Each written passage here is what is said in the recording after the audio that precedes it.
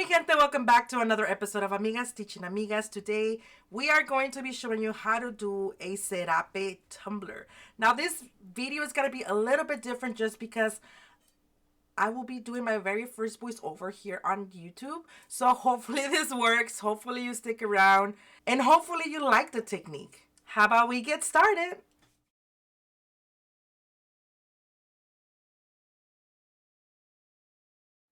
Alright guys, let's go over the materials for this particular technique. You are going to need your choice of alcohol inks. This is my selection. I'm trying to make a very rainbow serape.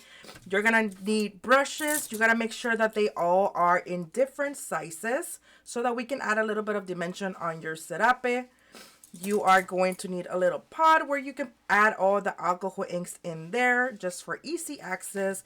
A prepped tumbler with a white coat and your tumbler turner. We are going to start off by adding all the alcohol inks into our pots.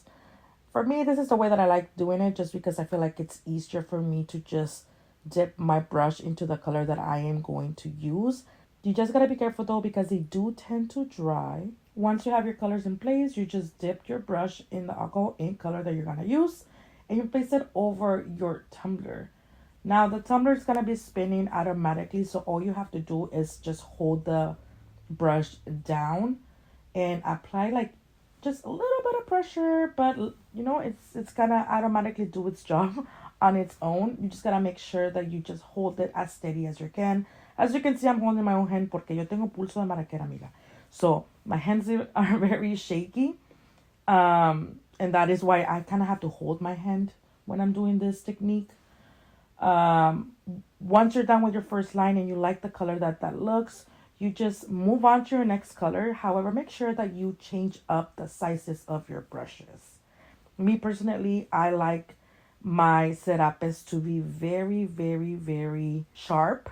So as you can see, I'm not doing a lot of blending. I just like them to be sharp and bright. If you do want to blend them up a little bit, you can. And you can do it in two ways. One, you can just add a little bit of plain alcohol in between where each color meets. Or you can use the same color that you were using and then kind of overlap it with the color that's next to it. You never, never, never, never want to forget the bottom. For that, I just tilted my tumbler turner and I did the same process as I did for the rest of the tumbler. As you can see, it's not perfect. I mean, it doesn't really matter. My sticker's going to go in there. But this is the final result. Super easy. Super beautiful.